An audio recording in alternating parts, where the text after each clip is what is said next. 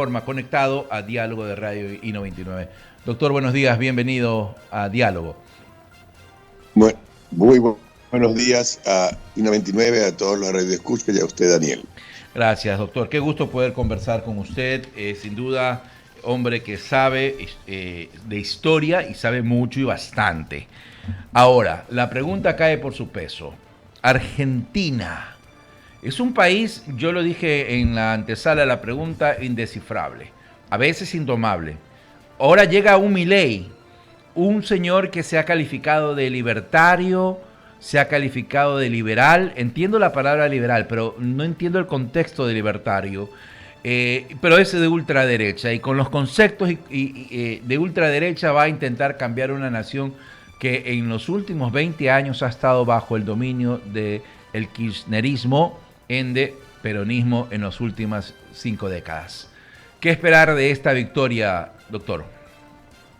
Bueno, en efecto, como usted bien lo dice, Argentina es un país muy rico en recursos naturales, muy rico en recursos humanos también, porque tiene un alto nivel de educación. Fue uno de los países más avanzados del mundo a comienzos del siglo pasado. En Sí, señor. 1920 figuraba entre los 7 países la ciudad de Buenos Aires con metro en esa época, en las primeras ciudades con metro, y era un país boyante.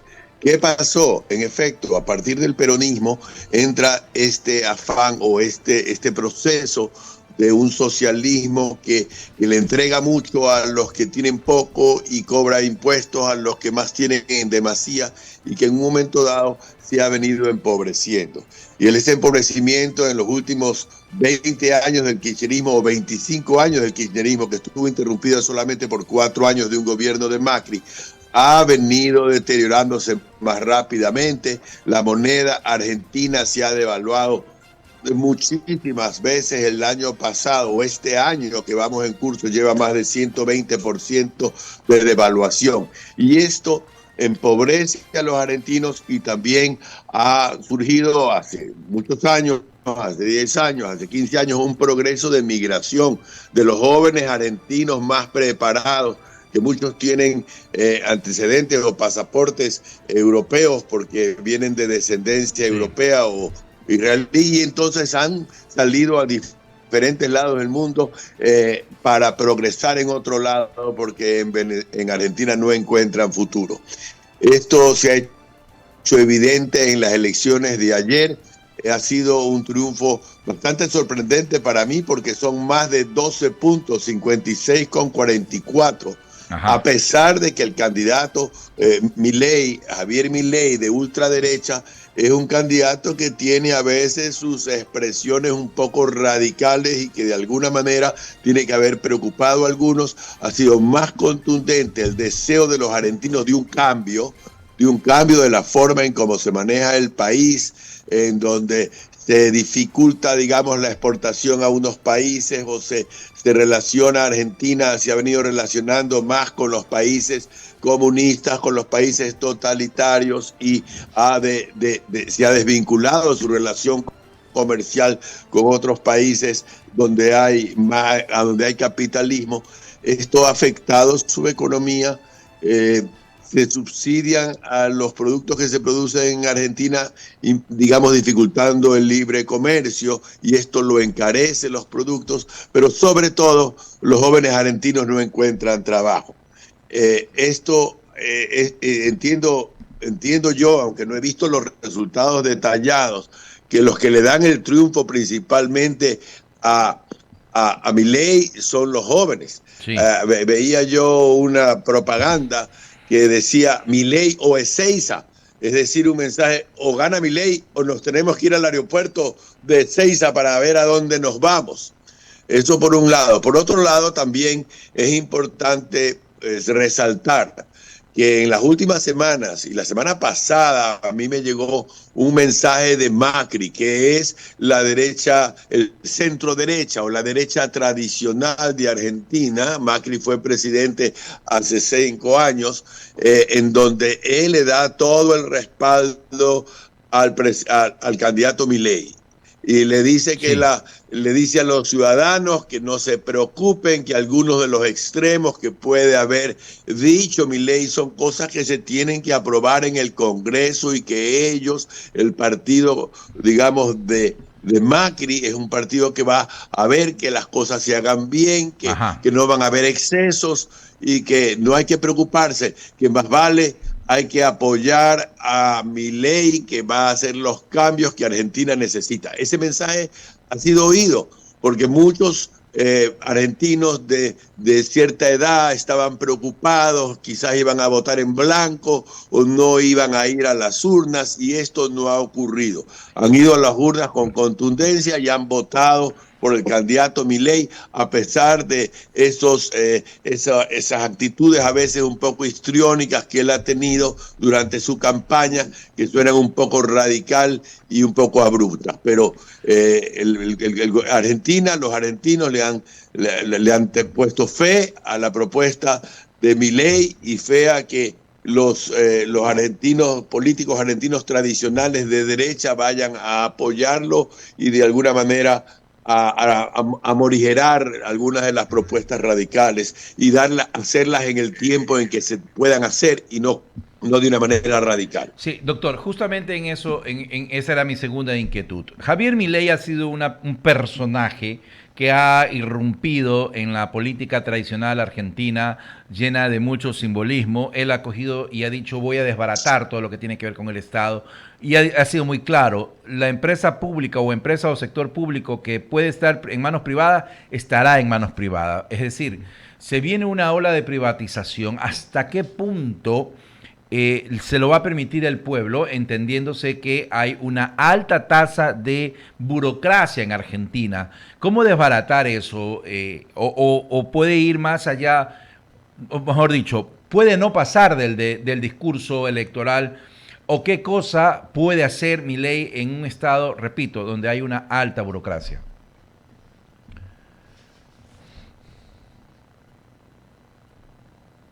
Bueno, en los últimos años, no solo Argentina, sino nuestros países también, ha venido este afán de hacer más ministerios, de que los gobiernos sean los que les den el empleo a los que no tienen trabajo, creando más ministerios, aumentando el número de empleados públicos. En el propio Ecuador, en los últimos 2 años y medio que tenemos un gobierno de derecha, se han aumentado el número de empleados públicos. Es decir, estos empleados públicos a veces no son productivos, hay un exceso. Yo lo vi en alguna mensaje que daba Milei, y ahí dice que hay 18 ministerios en la Argentina y que no se necesitan tantos ministerios, que va a eliminar algunos ministerios y que van a ser nada más que subsecretarías dentro de otros ministerios, disminuyendo radicalmente el número de empleados públicos que no son productivos, que no están trabajando en una empresa que produce, digamos, artículos o de exportación o para consumo interno, sino que son los que pagan los impuestos, sino que más vale están absorbiendo esos impuestos a través del gasto público, del empleo público. Entonces, en eso tiene razón. ¿Cuánto es el exceso y qué tan rápido se puede disminuir el exceso del gasto público, el número de empleados públicos, el número de ministerios? Todo es cuestión de actitud.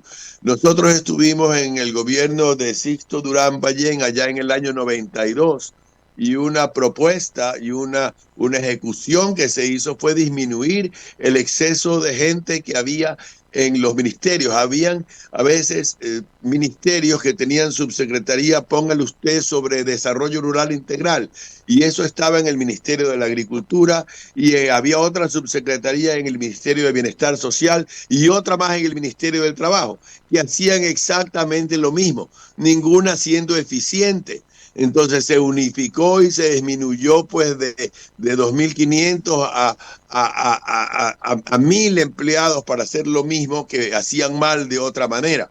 En esa época en total reducimos en 2 años 25.000 empleados públicos, y que se afecte para nada el servicio que se le da a la ciudadanía.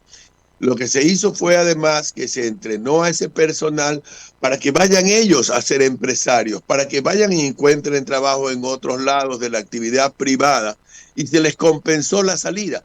Pero el ahorro para el Estado al año ya era inmediato. El gasto de tener esos empleados en exceso y con la indemnización que había que pagar y con todo se cubre en un año. Al año siguiente ya eran ahorros para el Estado, además de ahorro, eficiencia para el Estado, porque cuando hay exceso de personal en el Estado, se crea un exceso de tramitología y lo que tienen que hacer no lo hacen. Por ejemplo, en el Ecuador, decía Milei que hay que eliminar ese Ministerio del Deporte, porque si ya hay las entidades, las federaciones de deporte, ellas son las que están impulsando el deporte. Todo lo que el Estado tiene que hacer de repente es dar algunos apoyos económicos para el Comité Olímpico o para el otro digamos, y no necesita tener tanto ministerio. Eso lo pongo como un ejemplo. Es uno de los ejemplos que puso Milei. Entonces yo sí creo que en un gobierno se puede, cuando hay afán, cuando hay la intención, cuando hay la filosofía, la ideología de que el empleado público no crea riqueza, sino que más vale consume, y que es necesario disminuirlo y que se creen puestos en el área productiva del país, que son las empresas privadas, grandes, pequeñas, medianas, nacionales, internacionales, que crean trabajo productivo, que además producen impuestos con los cuales se puede apoyar la educación, la salud y los servicios que el Estado sí tiene que prestar. Entonces, ese concepto de Milei es un concepto que tiene lógica, que tiene razón y que lo que tienen que hacer es ir realizándolo sin radicalismos para no afectar de un momento a otro la economía argentina y el trabajo de tantos que actualmente dependen de ese trabajo estatal. Lo mismo con respecto a la moneda. Milei tiene una posición radical de eliminar el Banco Central, de acoger el dólar como moneda. Y es exactamente lo que pasó en Ecuador hace 22 o 23 años, 24 años, 23 años ya. Al Ecuador le ha funcionado muy bien. Se paró la maquinita de hacer moneda. Por algún motivo en el Ecuador no se eliminó completamente el Banco Central y todavía hay una pequeña burocracia ahí que no sirve para mucho, sino quizás para llevar estadísticas y que quizás se pudiera inclusive reducir más, pero no se ha visto afectada la economía, sino beneficiada la economía ciudadana al tener una moneda estable, al acabar con este monstruo de la inflación que afectaba todos los meses el ingreso de los ecuatorianos. Entonces, ¿qué tan fácil hacerlo en Argentina, que es un país más grande? Seguro que es difícil, pero van a encontrar los medios para hacer de tal manera que no haya ese Banco Central que en un momento dado, manipulado por los gobiernos de turno, pueden aumentar y crear la inflación. Déjeme decirle también que países como Chile, Colombia, Perú, tienen 20, 25 o 30 años manejando su moneda sin crear una inflación. Lo hacen porque tienen un banco central independiente, muy técnico, que no hace lo que los políticos le piden de imprimir billetes. Y los políticos o los gobiernos han tenido que restringir sus gastos a los ingresos que tienen y no a través de solicitarle los fondos al Banco Central, que si no los tiene, tiene que en efecto imprimir los billetes, creando la inflación. Así que yo creo que en ese sentido, uno de los grandes males de la Argentina actual es esa galopante inflación y estoy seguro que el señor Milei encontrará formas para cortarla lo más eficientemente posible. Estamos con el doctor Benjamín Rosales, analista internacional, 7 horas con 47 minutos en diálogo de Radio 99. Doctor, usted es un hombre de letras, es un hombre historiador, ha leído y ha conocido bastante. Vamos a perfilar a Milei. ¿Hasta qué punto es ultraderecha? Entiéndase ultraderecha de una tendencia que empezó en Francia con Le Pen y se ha extendido alrededor del mundo, una ultraderecha que no admite migrantes, por ejemplo, que está en contra radicalmente del aborto, etcétera, etcétera. Pero, sin embargo, hay ciertos dichos de Milei que lo ubican no tanto en la ultraderecha, porque no habla nada de migrantes, por ejemplo, en un país de migrantes, como usted bien lo dijo. Entonces sería contradictorio eso. Pero sí habla de mano dura contra el crimen, mano dura contra la corrupción, etcétera, etcétera. ¿Cómo lo perfilamos a Milei? Milei es un discurso emotivo, idealista, alguien que cita a la Biblia, que cita al Torá, que estudia el judaísmo, alguien que se permite decir que esto lo van a ganar con las fuerzas del cielo, haciendo referencia a Macabeo. Entonces, ¿cómo es Milei en realidad, más allá del discurso, más allá de la pantalla? ¿Qué esperar del presidente electo? Lo que conocemos de Milei, nosotros, usted y yo, es lo que hemos visto. Y usted lo ha descrito muy bien. Es un personaje que tiene conceptos de ultraderecha, de derecha, pero muchos de ellos que están correctos para levantar a Argentina de la situación de decadencia que tiene, que son más de 60 años de decadencia. Uno la ve cuando recorre Buenos Aires, de los grandes edificios que tenía, que eran de las ciudades más desarrolladas del mundo y que tiene una decadencia que es evidente. Sin embargo, Argentina es un país poderoso, con muchos recursos y con un nivel de educación de su población alto, que puede muy bien darle un giro a esta decadencia que, según pues Milei y según los políticos argentinos que están con Milei, que no son todos de la extrema derecha, sino que también está el centro derecha, que lo representa Macri. Ellos pues creen que estas políticas socialistas son las que han hecho que entre en decadencia. En Argentina hay subsidio para todo. Sí. Entonces los excesos de subsidios hacen, por comenzar, que hay mucha gente vaga que no trabaja y espera recibir el subsidio. Entonces no se preocupan por salir adelante, no se preocupan por esforzarse, entonces queda también la cantidad de impuestos a las pequeñas empresas, a los medianos empresas, que ya hay muchos que no quieren emprender. Que para qué emprender cuando el Estado se va a llevar todo, y acaban decidiendo emigrar afuera del país para emprender en otro lado. Entonces, esa tendencia es la que tiene que cortarse. Argentina puede convertirse de nuevo en el gran exportador con los productos que tiene actualmente y que se han disminuido por los impuestos que le dan, que le cobran a los exportadores. Estamos hablando de carnes, alimentos, soya, trigo, y también Argentina llegó a producir tenía una gran industria automotriz. Al Ecuador han llegado vehículos argentinos, claro. Y también productos de medicina, productos farmacéuticos. Era un gran exportador y eso se ha disminuido por este exceso del socialismo que ha afectado a las empresas exportadoras y que digamos, que puede revertirse. Eso es lo que le está clamando que va a hacer. ¿Cuánto podrá hacer? No es tan fácil hacerlo, no es tan fácil disminuir el aparato del Estado.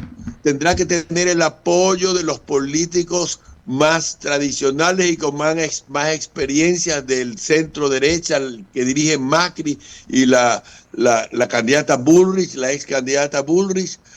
Con el apoyo de ellos podrá quizás llegarse a una política, a planificar los cambios de una manera que sean factibles realizarlos y que vayan a beneficiar a Argentina. Yo creo que son cambios que es difícil que se hagan en un corto periodo.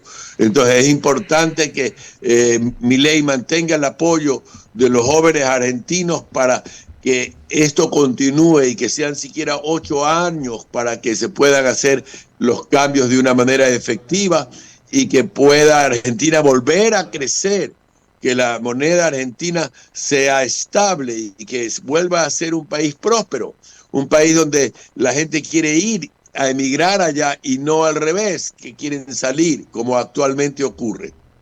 Solo Paraguay, Guatemala están con elecciones pendientes. El resto, toda Latinoamérica es rojo. Me da la impresión de que a Milei no le importa tampoco, a diferencia de los gobiernos de izquierda que quieren a costa de todo contagiar sus tesis a toda la región.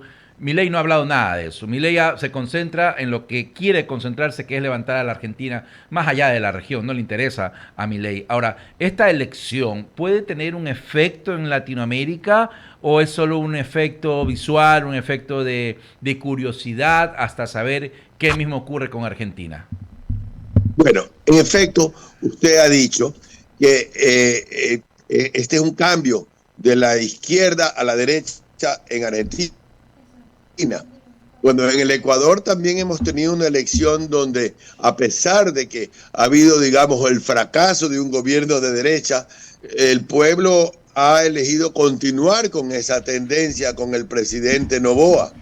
Y es porque la estabilidad económica que se ha dado con el dólar, por ejemplo, que es una acción de derecha, si se puede decir, y algunas de las decisiones, pues, han estabilizado la economía ecuatoriana. La política de Chile, que tiene una estabilidad económica, eligió hace poco a un mandatario de derecha, de izquierda, perdón, pero los resultados de su mandato no parece que lo van a favorecer a una reelección. Lo mismo puede suceder en Colombia, en donde, en donde no están muy contentos pues con el mandatario de izquierda, el señor Petro, que fue elegido hace 2 o 3 años, y pudieran volver a regresar a un mandatario de derecha. El presidente de El Salvador también es de derecha, es como que también de una extrema derecha.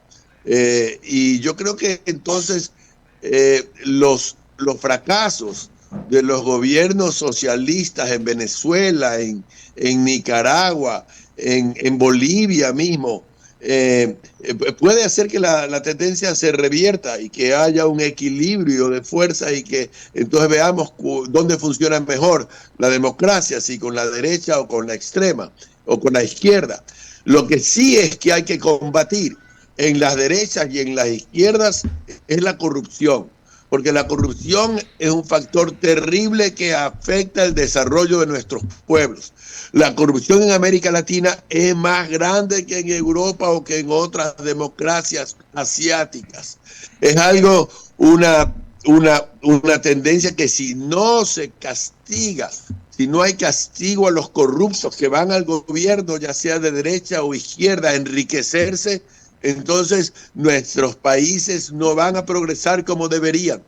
La plata de la corrupción es plata que debe de ir a beneficio del pueblo, a ayudar a mejorar la desnutrición, a eliminar la desnutrición, a eliminar la pobreza extrema, pero no a enriquecer el bolsillo de unos pocos.